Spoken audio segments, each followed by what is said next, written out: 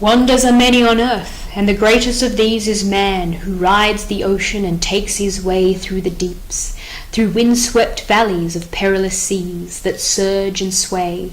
He is master of ageless earth, to his own will bending the immortal mother of gods by the sweat of his brow, as year succeeds to year with toil unending of mule and plough.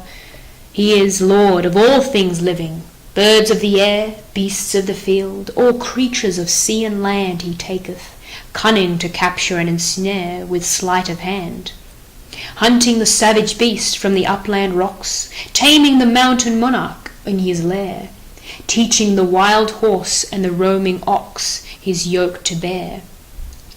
The use of language, the wind-swept motion of brain he learnt, found out the laws of living together in cities, building him shelter against the rain and wintry weather. There is nothing beyond his power. His subtlety meeteth all chance, all danger conquereth. For every ill he hath found its remedy, save only death.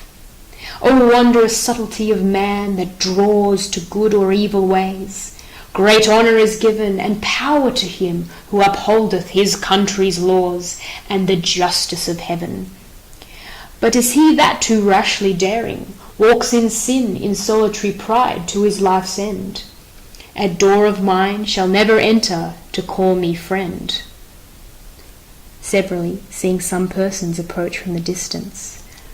O gods, I wonder to see! Surely it cannot be, it is no other.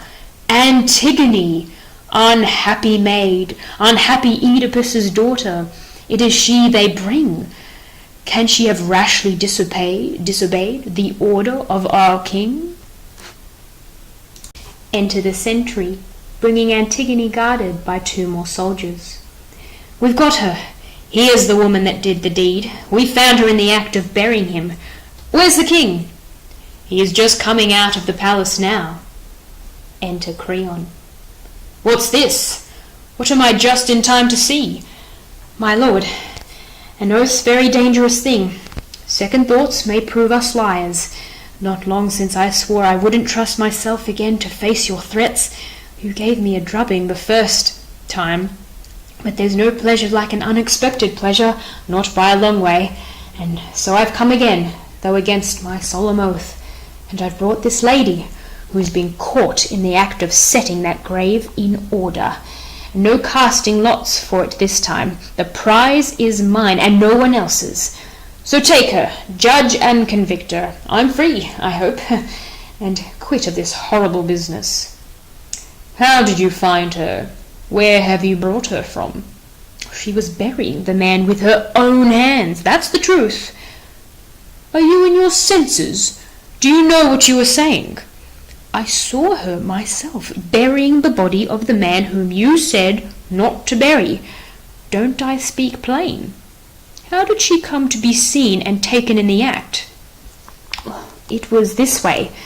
After I got back to the place, with all your threats and curses ringing in my ears, we swept off all the earth that covered the body, and left it a sodden naked corpse again. Then we sat up on the hill, on the windward side, keeping clear of the stench of him as far as we could, all of us keeping each other up to the mark, with pretty sharp speaking, not to be caught napping this time. So this went on for some hours, till the flaming sun was high in on the top of the sky, and the heat was blazing. Suddenly a storm of dust, like a plague from heaven, swept over the ground, stripping the trees stark bare, filling the sky. You had to shut your eyes to stand it. When at last it stopped, there was this girl, screaming like an angry bird when it finds its nest empty and little ones gone. Just like that she screamed, seeing the body naked, crying and cursing the ones that had done it. Then she picks up the dry earth in her hands, and pouring it out of fine bronze urn she's brought, she makes her offering 3 times to the dead. As soon as we saw it, down we came and caught her. She wasn't at all frightened, so we charged her with what she'd done before, and this.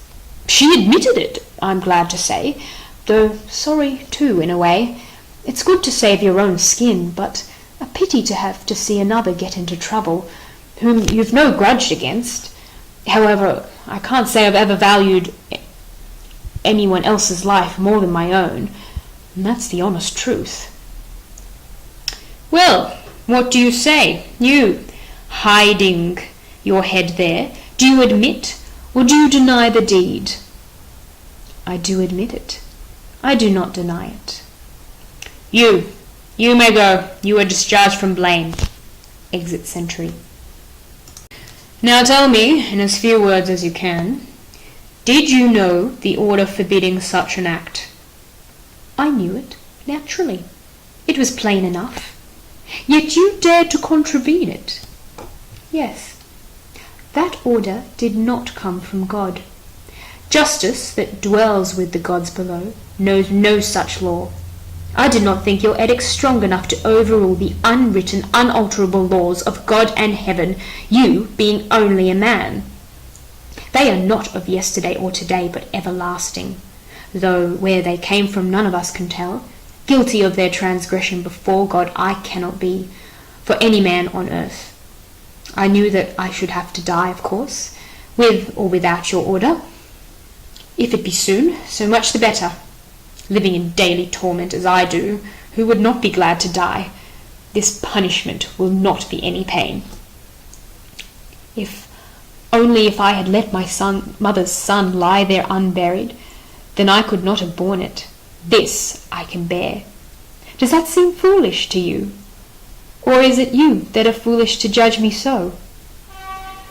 "She shows her father's stubborn spirit, foolish not to give way when everything's against her." "Ah, but you'll see. The over-obstinate spirit, as soon as broken, as the strongest iron will snap if over-tempered in the fire to brittleness. A little halter is enough to break the wildest horse. Proud thoughts do not sit well upon subordinates. This girl's proud spirit was first in evidence when she broke the law, and now, to add insult to her injury, she gloats over her deed. But as I live, she shall not flout my orders with impunity.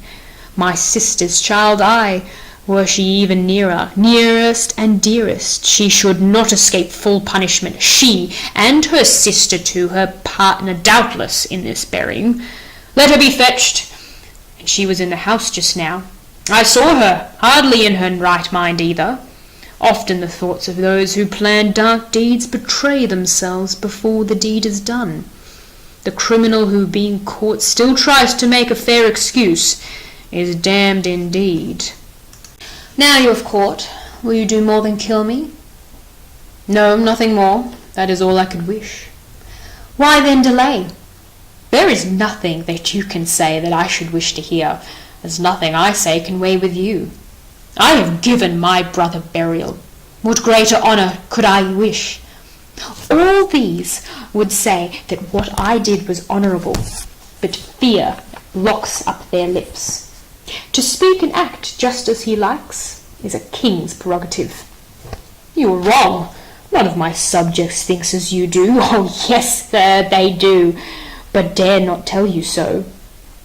And you are not only alone, but unashamed. There is no shame in honouring my brother. Was not his enemy who died with him your brother?" "Yes, both were brothers, both of the same parents." "So you honour one, and so insult the other?" "He that is dead will not accuse me of that." "Or he will, if you honour him no more than the traitor. It was not a slave, but his brother that died with him, attacking his country while the other defended it. Even so, we have a duty to the dead, not to equal honour to good and bad. Who knows? In the country of the dead that may be the law. An enemy can't be a friend, even when dead. My way is to share my love, not share my hate. Go then, share your love among the dead. We'll have no woman's law here while I live." Enter Ismene from the palace. Here comes Ismene, weeping in sisterly sorrow, a darkened brow, flushed face, and the fair cheek marred with flooding rain. You crawling viper, lurking in my house to suck my blood. 2 traitors unbeknown plotting against my throne. Do you admit to a share in this burying, or deny all knowledge?" "I did it, yes, if she will let me say so. I am as much to blame as she is." "No, that is not just. You would not lend a hand, and I refused your help in what I did. But I am not ashamed to stand beside you now in your hour of trial, Antigone. Those was the deed. Death and the dead are witness. I love no friend whose love is only words." "Sister, sister, let me share your death. Share in the tribute of honour to him that is dead. You shall not die with me. You shall not claim that which you would not touch. One death is enough." "How can I bear to live if you must die?" asked Creon. "Is not he the one you care for? You do yourself no good to taunt me so. Indeed, no. Even my jests are bitter pains. But how? Tell me, how can I still help you?" "Help yourself. I shall not stand in your way." "Oh, pity, Antigone. Can I not die with you?" "You choose. Life was your choice, when mine was death. Although I warned you that it would be so. Your way seemed right to some, to others mine. But now both are in the wrong, and both condemned." No, you live. My heart was long since dead, so it was right for me to help the dead. I do believe the creatures are both mad, one lately crazed, and the other from birth." "Is it not likely, sir? The strongest mind cannot but break under misfortune's blows." "Yours did, and when you threw in your lot with her—" "How can I wish to live without my sister?" "You have no sister. Count her dead already." "You could not take her, kill your own son's bride?" "Oh, there are other fields for him to plough." "No truer troth was ever made than theirs. No son of mine shall wed so vile a creature." "Oh, Haman, can your father spite you so? You and your paramour, I hate you both." "Sir, would you take her from your own son's arms?" "Not I, but death shall take her." "Be it so. Her death, it seems, is certain." "Certain it is. No more delay. Take them, and keep them within the proper place for women. None so brave as not to look for some way of escape when they see their life stand face to face with death." The women are taken away. Happy are they who know not the taste of evil. From the house that heaven hath shaken, the curse departs not, but falls upon all of the blood. Like the restless surge of the sea when the dark storm drives, the black sand hurled from the deeps, and the Thracian gales boom down on the echoing shores. In life and in death is the house of Labicus stricken. Generation to generation, with no atonement, it is scourged by the wrath of a god. And now for the dead dust's sake it is the light of promise, the tree's last root crushed out by pride of heart and the sin of presumptuous tongue. For what presumption of man can match end thy power? O Zeus, thou art not subject to sleep or time or age, living forever in bright Olympus. Tomorrow and for all time to come, as in the past, this law is immutable. For mortals greatly to live is greatly to suffer. Roving ambition helps many a man to good, and many it falsely lures to light desires, till failure trips them unawares, and they fall on the fire that consumes them. Well was it said, evil seems good to him who is doomed to suffer, and short is the time before that suffering comes. But here comes Haman, your youngest son. Does he come to speak his sorrow for the doom of his promised bride, the loss of his marriage hopes?